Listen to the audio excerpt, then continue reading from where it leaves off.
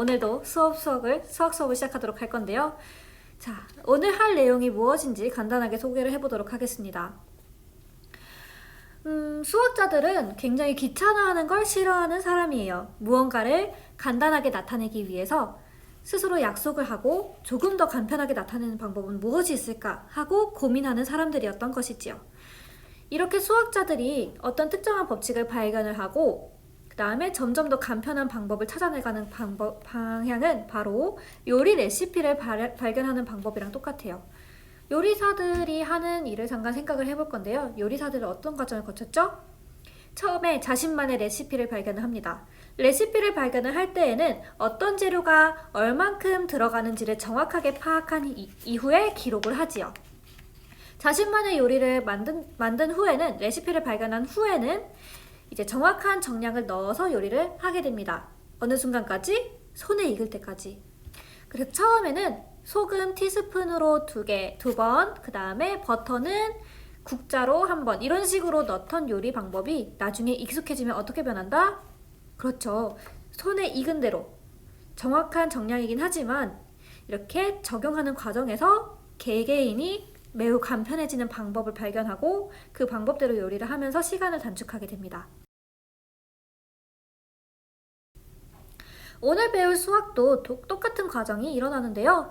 자, 수학자들도 똑같이 지수 법칙이나 계산하는 법칙을 발견을 하고 그것을 정확하게 표현을 한 이후에 어떻게 하면 이거를 좀 더 간편하게 나타낼 수 있을까 하고 고민하면서 점점 더 간단하게 나타내는 법칙을 서로 약속을 하지요. 오늘 배울 내용은 이제 단항식, 다항식, 이 단항식, 다항식들의 곱셈, 나눗셈, 덧셈, 뺄셈 등을 배울 건데요. 먼저 중학교 1학년 때 배웠던 단항식, 다항식의 개념이 정확히 알아야지 오늘 수업을 할 수 있습니다. 이제 이 화면을 잠깐 보고 어떤 내용을 배웠었는지 복습을 한 이후에 오늘 수업을 진행하도록 하겠습니다.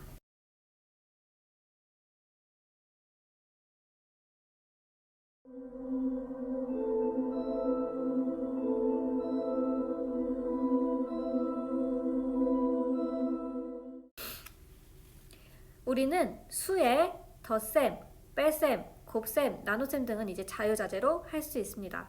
심지어 지수 법칙을 배워서 곱셈을 좀 더 간편하게 나타내는 방법까지 알 수 있지요. 그렇다면 우리가 이런 단항식이나 다항식에 대해서도 곱셈과 뺄셈, 덧셈과 뺄셈, 곱셈과 나눗셈을 할 수 있어야 되지 않을까요? 과연 어떻게 하는지 우빈이의 사례를 예로 들어서 한번 살펴보도록 합시다. 유빈이는 애인에게 막대과자 선물을 주려고 합니다. 막대과자 하나로는 너무 정이 없고 크기도 작고 민망해서 한번 막대과자를 여러 개를 모아서 거대 막대과자를 만들어 선물을 하려고 합니다. 먼저 이 하나의 막대과자 상자를 생각을 해보았는데요. 가로의 길이는 A cm, 세로의 길이는 B cm, 높이는 10cm인 상자였어요. 이러한 상자를 12개를 사가지고 이렇게 거대 막대과자 상자를 만들었는데요.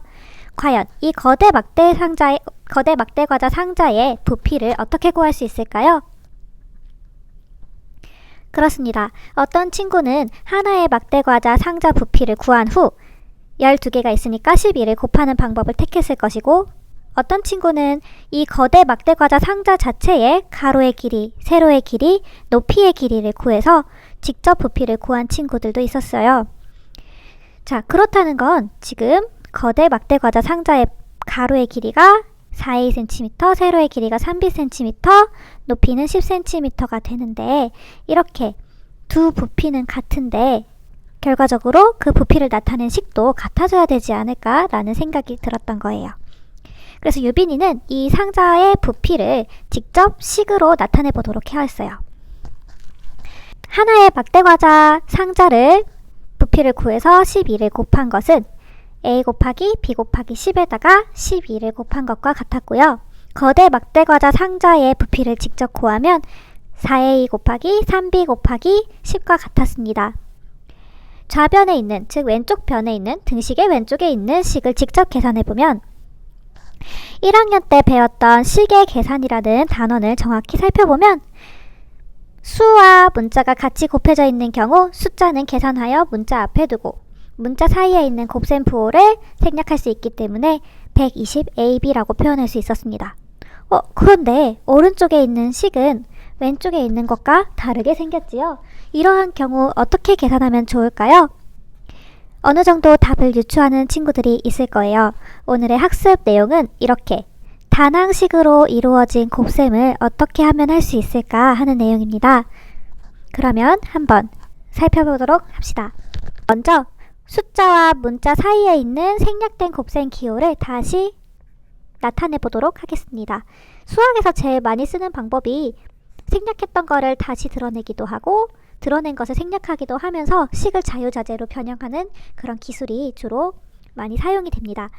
그러면 지금 4 곱하기 a 곱하기 3 곱하기 b 곱하기 10이라는 결론이 나왔는데요.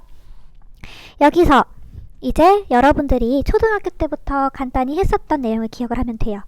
우리 구구단 할 때 2, 3은 6, 3이 6 이렇게 곱셈은 곱하는 두 수가 자리가 바뀌어도 순서가 곱하는 순서가 바뀌어도 곱셈이 성립됨을 알 수가 있었어요.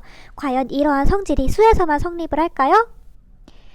그렇죠. 우리가 오늘 배울 이렇게 다항식 관계에서도 곱셈이 서로 순서가 바뀌어도 성립을 한다. 즉 이때 말할 수 있는 건 곱셈의 교환 법칙이 성립한다 라고 말할 수 있어요. 선생님은 a와 3의 위치를 바꾸어서 4 곱하기 3 곱하기 a 곱하기 b 곱하기 10 이렇게 나타내 보도록 할게요. 마찬가지 방식으로 10을 계속 교환하다 보면은 곱셈의 결합 법칙에 의해서 이렇게 4 곱하기 3 곱하기 10 곱하기 a 곱하기 b로 표현됨을 알 수가 있습니다. 여기서부터는 여러분들이 1학년 때 배웠던 내용 그대로입니다. 수와 문자가 곱해져 있을 때 수를 먼저 계산을 하고 문자와 수 사이에 있는 곱셈 기호는 생략하여 표현할 수 있기 때문에 120ab라고 표현할 수가 있습니다. 오, 그러면 아까 유빈이가 상자의 부피를 구했던 방법에서 드러났던 작은 상자가 12개 있는 부피를 구한 것과 큰 상자의 부피를 구한 것을 비교했을 때 같아지는 그 성질을 이용한 것처럼 이렇게 식을 직접 계산했을 때도 두 식이 같다는 것을 알 수가 있었어요. 즉 이제 우리가 이때까지 보아왔던 건 무엇이느냐? 이렇게 식의 계산에서도 곱셈의 교환 법칙이 성립을 하고 또 각각 묶어서 먼저 계산해주는 곱셈의 결합 법칙이 성립한다는 것을 알 수가 있었어요. 우리는 이제 수에서만 되는 줄 알았던 곱셈의 교환 법칙, 결합 법칙을 한 걸음 더 나아가서 식에서도 성립한다는 사실을 알게 된 것입니다. 수와 식이 섞여 있는 지금 이 식에서도 우리는 곱셈의 교환 법칙, 결합 법칙을 사용할 수 있습니다. 곱셈의 교환 법칙, 결합 법칙을 사용하게 된다면 식이 좀 더 간편하게 나타내지고 그래서 우리가 식의 곱셈도 매우 쉽게 할 수 있다는 사실을 알 수가 있어요. 여기서 잠깐 우리는 수학을 할 때 간단히 나타내는 걸 매우 중요하게 생각했습니다. 아까의 식을 잠깐 돌아보도록 할까요? 복잡하게 적혀있던 단항식의 곱이 이런 식으로 교환법칙, 곱셈의 교환법칙, 곱셈의 결합법칙을 이용해서 나타낸다 라고 우리가 등식으로 나타낼 수도 있지만 우리가 식의 계산에서는 개수는 개수끼리, 문자는 문자끼리 계산을 하게 된다면 조금 더 간편하게 나타낼 수 있을 것 같아요. 만약 이 식이 이 식처럼 표현이 되어 있다면 어느 것이 더 간편해 보이죠? 그렇죠. 여기에 있는 식들이 조금 더 간편해 보입니다.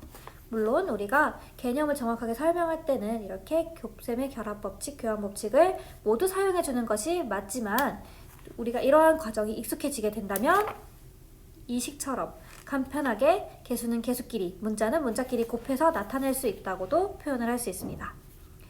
따라서 우리는 이렇게 결론을 내릴 수 있습니다.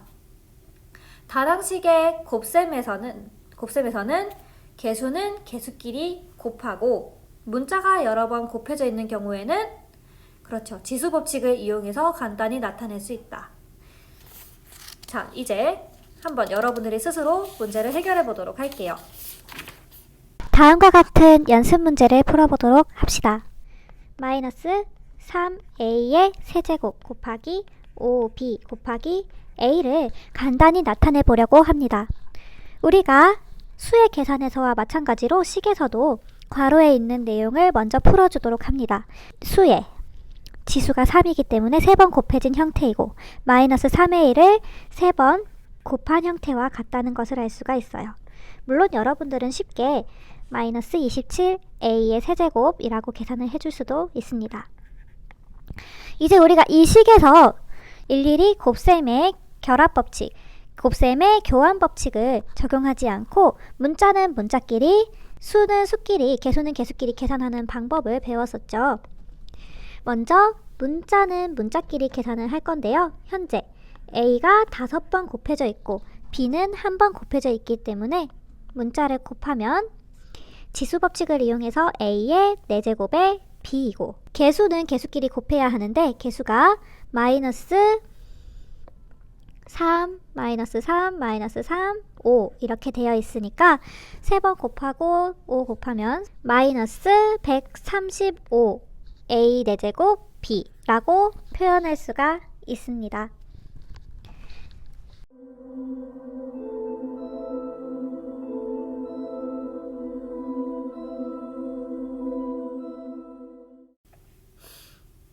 곱셈을 해보았으니 이제는 나눗셈을 해보아야겠지요.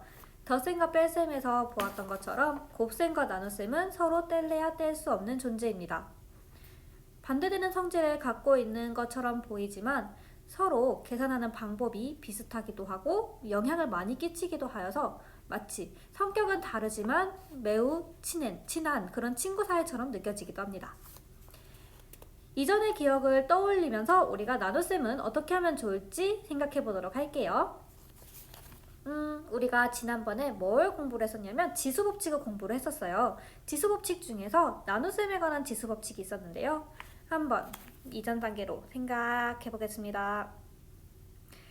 한번 a 4제곱 나누기 a의 7제곱을 생각을 해볼게요. 이 계산을 처음에 지수법칙을 이끌어내기 전에 어떻게 지수법칙으로 계산을 해야 했죠?